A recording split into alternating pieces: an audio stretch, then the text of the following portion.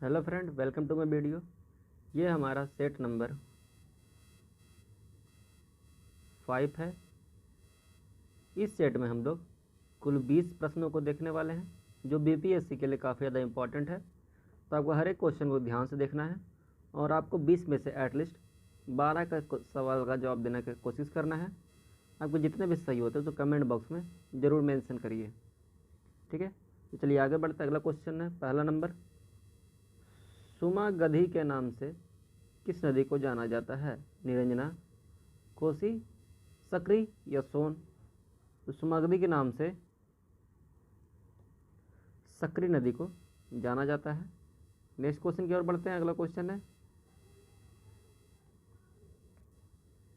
कि लखनदेई और करनाली के नाम से किस नदी को जाना जाता है? घाघरा, सोन, गंडक या सकरी? तो सही जवाब होगा लखनदेई और करनाली के नाम से घाघरा नदी को जाना जाता है। आगे बढ़ते हैं। अगला क्वेश्चन है कि इंद्रपुरी बैराज का निर्माण 1968 में किस नदी पर किया गया था? गंगा पे, बागमती पे, कोसी पे या सोन पे? जो इंद्रपुरी बैराज है इसका निर्माण सोन नदी पे किया गया है। आगे बढ़ते हैं नेक्स्ट क्वेश्चन की तरफ। अगला क्वेश्चन है कि भारत का सिराज किस नगर को कहा जाता था? जौनपुर को, हैदराबाद को, अहमदनगर को या बिहार शरीफ को? तो जो भारत का सिराज है वो कहा जाता था जौनपुर को। नेक्स्ट क्वेश्चन की ओर बढ़ते हैं। अगला क्वेश्चन है मिथिला शैली में मछली की आकृति किसका प्रतीक है? शक्ति, ऐश्वर्य, कामोत्तेजना? सही जवाब होगा कामोत्तेजना की। आगे बढ़ते हैं नेक्स्ट क्वेश्चन की ओर। तो अगला क्वेश्चन है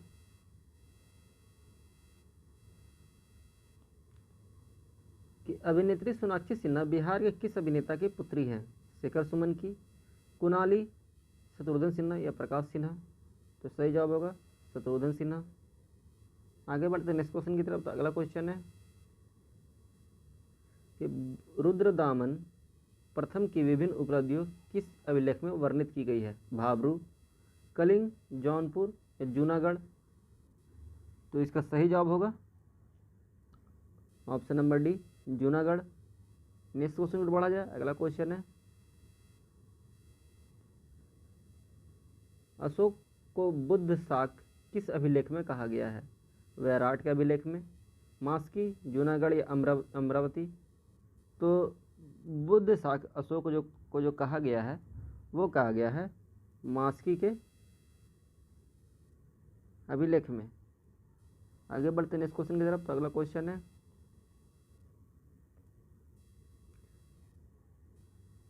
अशोक को प्रियदर्शी किस अभिलेख में कहा गया है? ठीक है, ये क्वेश्चन काफ़ी ज़्यादा इंपॉर्टेंट है। अक्सर पूछता है भाबरू के अभिलेख में मास्की, लौरिया राज या गुर्जरा? तो इसका सही जवाब होगा भाबरू के अभिलेख में अशोक को प्रियदर्शी कहा गया है। आगे बढ़ते हैं नेक्स्ट क्वेश्चन की तरफ। तो अगला क्वेश्चन है कि पार्श्वनाथ ने गृह त्याग की आयु में किया था? 26, 28, 30 या 32? तो सही जवाब होगा option number C, 30। Next question की ओर बढ़ते अगला क्वेश्चन है, ये पॉलिटिकल क्वेश्चन है, आपको ध्यान देना है। राज्यपाल राष्ट्रपति से राज्य में राष्ट्रपति शासन की सिफारिश किस अनुच्छेद के तहत करता है? अनुच्छेद 350, 352, 354 या 356?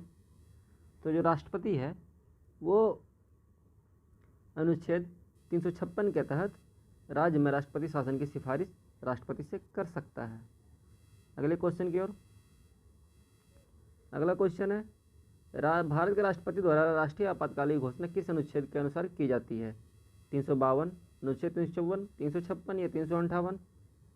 तो राष्ट्रपति द्वारा राष्ट्रीय आपातकालीन घोषणा अनुच्छेद 352 के तहत की जाती है। नेक्स्ट क्वेश्चन की ओर बढ़ता अगला क्वेश्चन है किस ग्रंथ का संकलन तृतीय बौद्ध संगति में किया गया था? सुत्त पिटक, विनय पिटक या अभिधम पिटक या तीनों का? तो इसका सही जवाब होगा ऑप्शन नंबर सी, अभिधम पिटक का संकलन तृतीय बौद्ध संगति में किया गया है। नेक्स्ट क्वेश्चन की ओर बढ़ता अगला क्वेश्चन है कि बौद्ध धर्म नियम किस में है? विनय पिटक में, भगवती सूत्र में, खुद्दक निकाय में, जातक की कहानियों में। तो जो बौद्ध धर्म के नियम हैं वो विनय पिटक में संकलित हैं। आगे बढ़ते हैं इस क्वेश्चन की ओर। अगला क्वेश्चन है कि बौद्ध धर्म की दार्शनिक व्याख्या किस ग्रंथ में है? सूत पिटक में या अभिधम पिटक, विनय पिटक या भगवती सूत्र? तो जो बौद्ध धर्म की दार्शनिक व्याख्या है वो अभिधम पिटक में संकलित है। नेक्स्ट क्वेश्चन की ओर बढ़ता अगला क्वेश्चन है कि पहली बार महाजनपदों की जानकारी किस ग्रंथ में मिलती है? जातक, अंगुत्तर निकाय, सूत्र, बी और सी दोनों? तो जो पहली बार महाजनपदों की जानकारी मिलती है वह अंगुत्तर निकाय में मिलती है और सूत्र में भी मिलती है। जब तक 16 महाजनपद की बात नहीं करें तब तक अंगुत्तर निकाय आंसर नहीं होगा। अगला क्वेश्चन है कि बिहार का कालिदास किस लोक कवि को कहा जाता है? भिखारी ठाकुर, मंडन मिश्र, रामधारी सिंह दिनकर? तो जो बिहार का कालिदास है वो कहा जाता है भिखारी ठाकुर को। नेक्स्ट क्वेश्चन की ओर पढ़ते हैं। अगला क्वेश्चन है कि बिहार के सूबेदार दरिया खान नुहानी ने किस लोधी शासक के समय विद्रोह किया था? बहलोल लोधी के समय, सिकंदर लोधी, इब्राहिम लोधी या अहमद लोधी के समय? तो जो सूबेदार दरिया खान नुहानी थे उन्होंने इब्राहिम लोधी के समय बगावत या विद्रोह कर दिया था। अगला क्वेश्चन है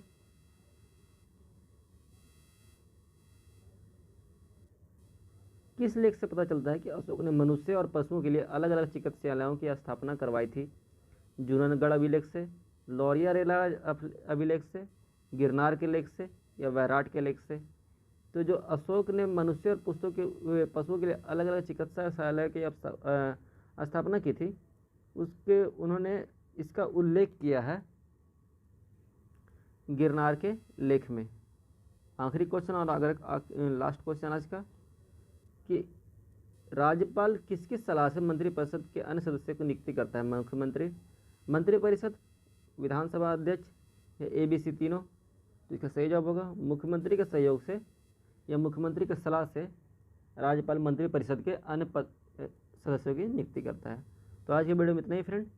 इसमें हम लोग कुल 20 प्रश्नों को देखा। अगर आपको वीडियो अच्छा लगा तो वीडियो को लाइक करिए और चैनल को सब्सक्राइब जरूर करिए। इस टाइप के और भी वीडियो के लिए इस टाइप के और वीडियो आते रहेंगे। मिलते हैं आपसे नेक्स्ट वीडियो में सेट नंबर 7 के साथ, सेट नंबर 6 के साथ। तब तक के लिए जय हिंद, जय भारत।